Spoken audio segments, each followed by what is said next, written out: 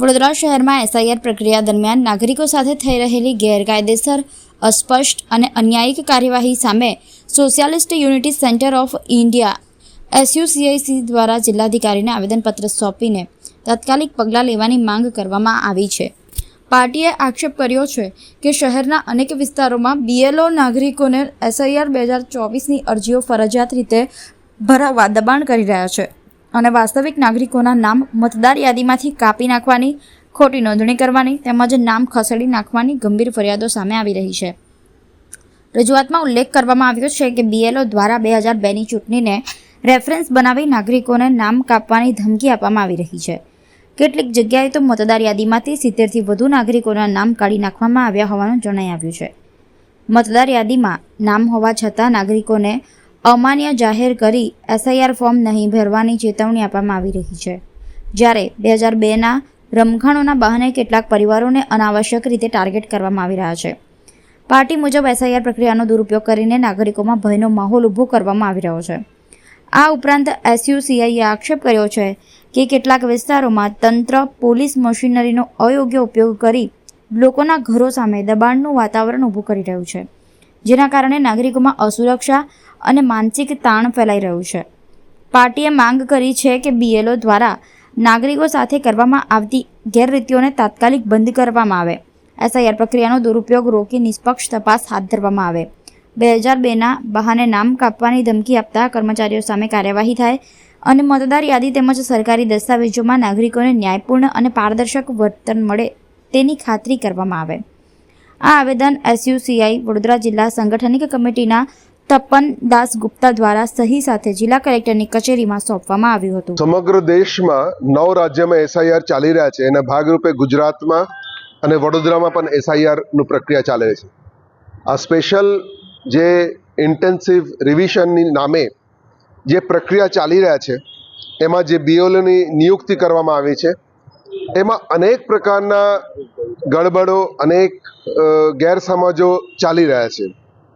પહેલી વાત તો એ છે કે ઘણા બધા BLO જે કામ કરી રહ્યા છે એ લોકોને અલગ અલગ BLOને અલગ અલગ સમજ અને અલગ અલગ જાણે કે માહિતીઓ છે, બધા પોતપોતાનું સમજ પ્રમાણે કામ કરી રહ્યા છે। ક્યાંક BLO 2 ફોર્મ આપે તો ક્યાંક 1 ફોર્મ આપે, ક્યાંક સહી કર્યા વગર બીજા જે ફોર્મ છે એમાં સહી કર્યા વગર જ ફોર્મ જમા કરી લે છે। કઈ જગ્યાએ પણ કેટલી જગ્યાએ એવું થઈ રહ્યું છે 2002ના નામ હોવા છતાં પણ એ યાદીમાં દેખાતું નથી। કેમ નથી દેખાતું એ જાણે।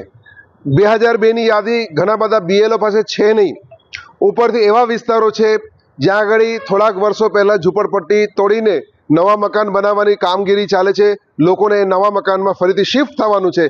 એ જગ્યાએના જે રહીશો છે એ અલગ અલગ જગ્યાએ હવે વિખરાઈ ગયા છે, બીજે રહેવા ગયા છે, ત્યાં BLO કેવી રીતે ફોર્મ આપશે એ મોટો પ્રશ્ન છે।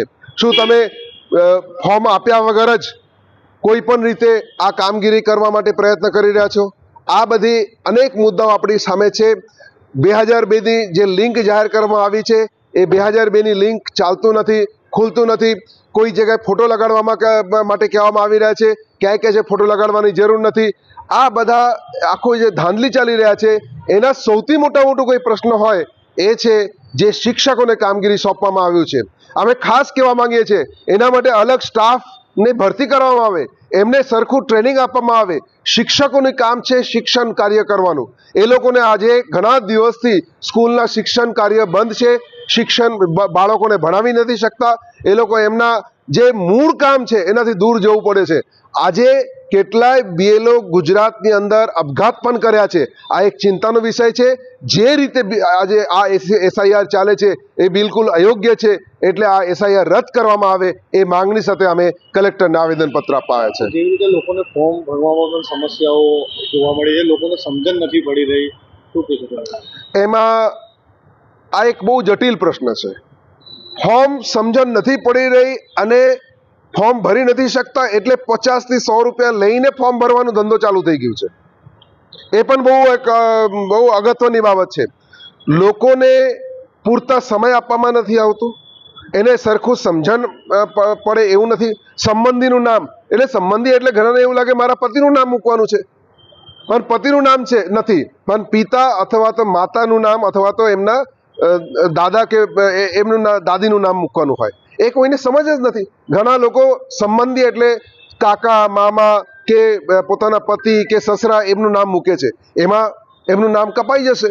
એટલે આ આખી પ્રક્રિયા એટલું જટિલ છે અને ખરેખર જરૂર છે કે નહીં એ મોટો પ્રશ્ન છે. તમે મતદાર યાદી સુધારવાની વાત કરો છો તો તમે સુપ્રીમ કોર્ટના આદેશ અનુસાર જે આધાર કાર્ડ છે એના આધારે જ કરી શકો, બધી વસ્તુઓ સહેલું થઈ જાય, પણ એ નથી કરવું. આખી પ્રક્રિયાને જટિલ કરીને આખા ક્યાંક નામો ખોટા નામો ઉમેરાશે, ક્યાંક નામો સાચા નામો નીકળી જશે.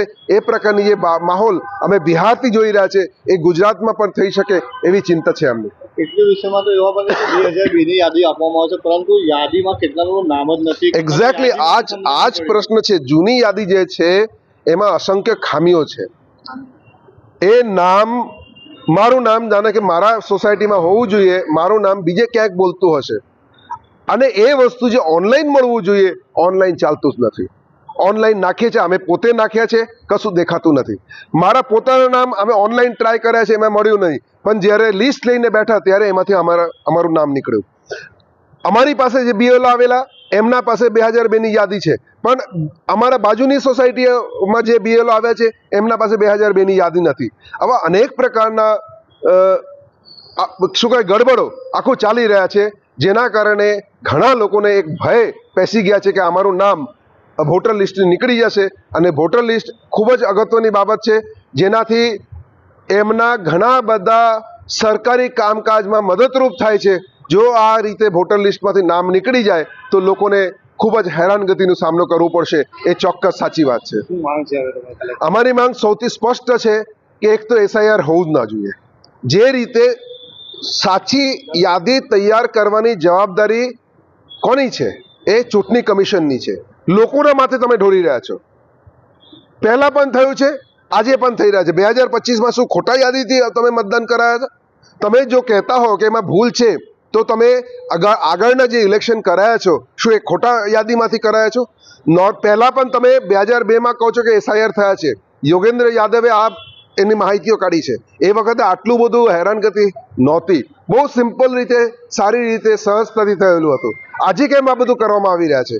આ એક શું કહેવાય, આખું તંત્રને ઉલટપલટ કરી નાખવાનું, આખું સામાજિક જે પરિસ્થિતિ છે એને એકદમ ઉલટસુલટ કરી નાખવા માટેના એક પ્રયત્ન છે, જે બિલકુલ અયોગ્ય છે અને ચિંતાની બાબત છે. Tapan Dasgupta, SUCI Communist secretary.